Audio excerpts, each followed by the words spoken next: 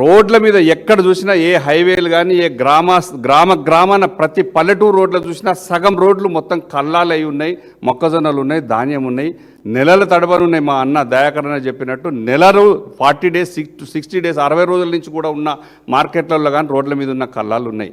వాళ్ళు రైతులు ఇళ్లల్లో పడుకోవట్లేదు పాపం, కల్లాల మీద రోడ్ల మీదనే పడుకుంటున్నారు.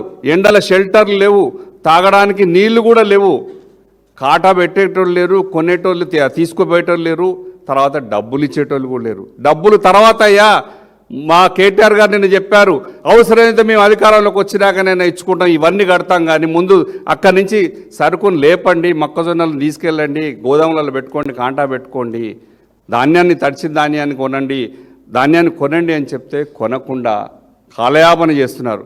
ఒక్క రైతు నిన్న మాట్లాడిండు గాజుల గోపాలని.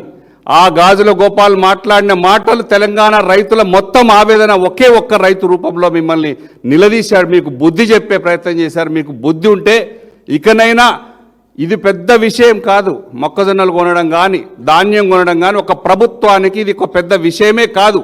కానీ మీరు రైతులను ఎందుకు చిన్న చూపు చూస్తున్నారు?